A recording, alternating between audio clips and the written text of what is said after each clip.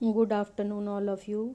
आज के मेरी वीडियो हिंदी साहित्य का इतिहास विषय पर ही आधारित है और इस टॉपिक से संबंधित मैंने अन्य वीडियोस भी पोस्ट किए हैं। यदि आप मेरे चैनल पर नए हैं तो आप उन वीडियोस को ज़रूर देखिए और यदि आपको अच्छी लगती है तो आप मेरे चैनल को ज़्यादा से ज़्यादा सब्सक्राइब करें और कमेंट ज़रूर करें ताकि आपके सुझावों के माध्यम से मैं मेरे वीडियोस में सुधार ला सकूं। आज छठ पर्व है तो सभी को छठ पर्व की हार्दिक शुभकामनाएं। सभी गुरुजनों को प्रणाम करते हुए प्रारंभ करती हूं। 16th क्वेश्चन है, अ हिस्ट्री ऑफ हिंदी लिटरेचर के लेखक हैं फ्रैंक ई के। ऑप्शन ए में है B Max Muller, C George Abraham Grierson, D Ramchandra Shukla. तो इसका उत्तर होगा Frank E Keay. A history of Hindi literature के लेखक फ्रैंक ई के हैं और जॉर्ज अब्राहम ग्रियर्सन ने the modern vernacular literature of Hindustan लिखा था। आचार्य रामचंद्र शुक्ल ने हिंदी साहित्य का इतिहास नामक पुस्तक लिखी है। नेक्स्ट क्वेश्चन है हमारा 17th, आचार्य रामचंद्र शुक्ल ने द्वितीय उत्थान का समय कब से कब तक तय किया है। ऑप्शन ए 1893 से 1918 ईस्वी, ऑप्शन बी 1900 से 1920, ऑप्शन सी 1885 से 1918 ईस्वी, ऑप्शन डी 1903 से 1920 ईस्वी। और यह प्रश्न यूपी पीजीटी 2013 में आ चुका है।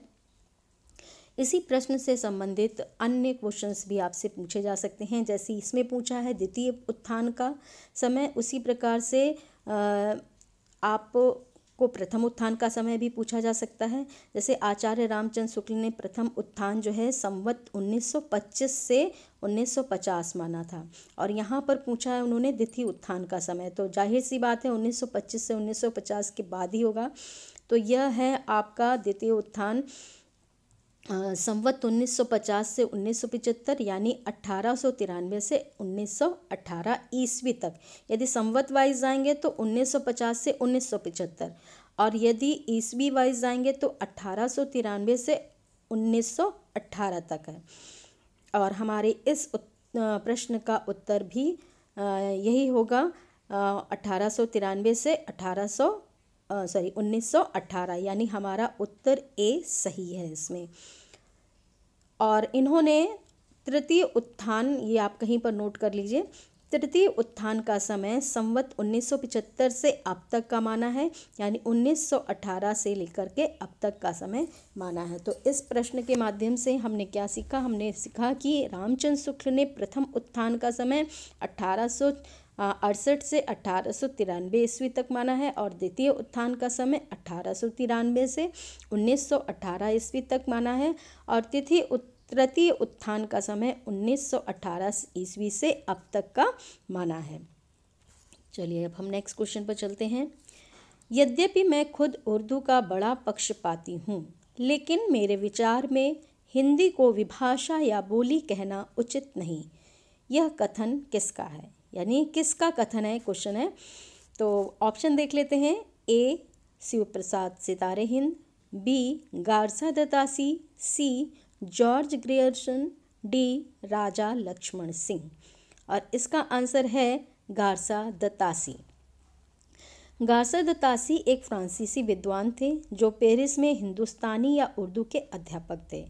इन्होंने संवत 1896 ईस्वी में हिंदुस्तानी साहित्य का इतिहास लिखा था, जिसमें उर्दू के कवियों के साथ हिंदी के कुछ विद्वान कवियों का उल्लेख था।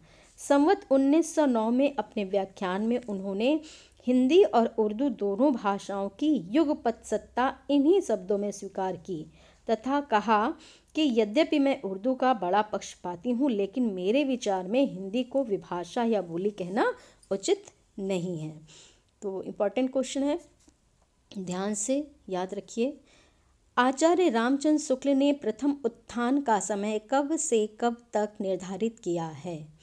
तो आचार्य रामचंद्र शुक्ल ने प्रथम उत्थान का समय सन 1850 से 1885 ऑप्शन ए के अनुसार, ऑप्शन बी के अनुसार 1875 से 1900 ईस्वी, ऑप्शन सी 1868 से 1893 ईस्वी, ऑप्शन डी 1800 से 1850। और हमारा आंसर होगा 1868 से 1893 ईस्वी तक निर्धारित किया है, यानी हमारा ऑप्शन सी सही है। अब देखिए यहाँ पर हमें लर्न करने के लिए यदि क्लू वाइज देखें तो बहुत ही ईजिली हम इसे लर्न कर सकते हैं। यहाँ पर देखिए 1818 दोनों ही उसमें आ रहा है। 1868 से प्रारंभ है और 1893 ईस्वी तक था ये प्रथम उत्थान। तो 1868 यानी आप इसको ध्यान रखिए कि 1868 है, ठीक है। और जस्ट उसके जो दूसरा यदि आप देखते हैं अंक तो आपका आता है, ये देखिए यहाँ पर ये आपका 1893 है। तो 6 को आप क्या करेंगे, 6 को आप 9 बना दीजिए और आप 18 का 8 ले लीजिए यहाँ पर, ठीक है। 18 का जो है 8, 18 पहले कॉपी कर लीजिए और 6 को 9 करिए और 8 को 3 में कन्वर्ट कीजिए। तो ये आपका एक प्रकार से यदि आप इस क्लू को लगा करके याद करना चाहें तो कर सकते हैं इजीली। मुझे तो इस तरीके से अच्छे से याद करने में इजी ऐसा प्रतीत होता है कि इजी होगा आपको, लेकिन जैसा आप उचित समझे वैसा आप कर सकते हैं। यानी 1868 से 1893 ईस्वी तक है, ये सन याद करने का एक क्लू है जो कि मैंने आप लोग को बताया। नेक्स्ट, पुरानी हिंदी ग्रंथ के लेखक हैं ए चंद्रधर शर्मा गुलेरी, बी नलिन विलोचन शर्मा, सी रामचंद्र शुक्ल, डी हजारी प्रसाद द्विवेदी। तो हमारा इसका आंसर होगा पुरानी हिंदी ग्रंथ के लेखक हैं चंद्रधर शर्मा गुलेरी।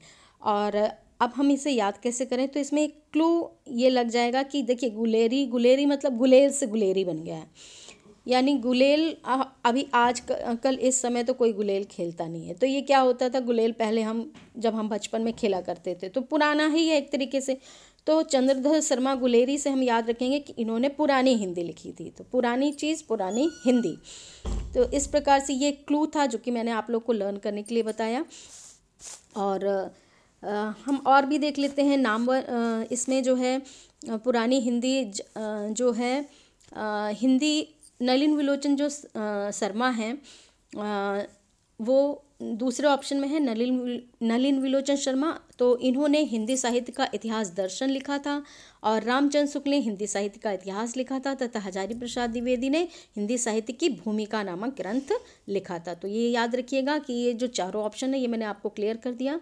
चंद्रधर शर्मा गुलेरी ने पुरानी हिंदी नामक ग्रंथ लिखा था और नलिन विलोचन शर्मा ने हिंदी साहित्य का इतिहास दर्शन लिखा था, यानी नलिन विलोचन। अब देखिए इसमें विलोचन में भी क्लू लग जाएगा, विलोचन यानी लोचन लगा हुआ है। लोचन से क्या करते हैं, हम देखते हैं, यानी दर्शन। तो जब भी इस टॉपिक पर आए कि हिंदी साहित्य का इतिहास दर्शन ऐसा लिखा हो तो दर्शन से आप ये क्लू लगा सकते हैं कि नलिन विलोचन शर्मा, ठीक है। और रामचंद्र शुक्ल ने हिंदी साहित्य का इतिहास लिखा, ये तो हम सभी को पता ही है। हजारी प्रसाद द्विवेदी ने हिंदी साहित्य की भूमिका लिखी, ठीक है। तो लोगों की भूमिका कैसी होती है, 1000 भूमिका होती है, हम 1000 भूमिका निभाते हैं, ठीक है। तो जब भी भूमिका है तो भूमिका मतलब हजारी प्रसाद द्विवेदी, यानी भूमिका एक व्यक्ति हजारों भूमिकाएं निभाता है। माँ की, स्त्री है तो माँ की, बहन की, और भी ना जाने कितनी है ना भूमिकाएं निभाता है। और पुरुष है तो वो भी कई तरीके की भूमिकाएं निभाता है, यानी हजारी आ गया। तो हजारी प्रसाद द्विवेदी ने हिंदी साहित्य की भूमिका लिखा नामक ग्रंथ लिखा था। आई थिंक आज का वीडियो आपको पसंद आया होगा। यदि आपको पसंद आया है तो लाइक, सब्सक्राइब और शेयर ज़रूर कीजिए तथा कमेंट बॉक्स में अपने विचार मुझे ज़रूर प्रेषित करें ताकि मेरी वीडियोज़ में सुधार होता रहे। मुझे आप सभी के विचार मेरे लिए बहुत महत्वपूर्ण हैं। बहुत बहुत धन्यवाद आप सभी का।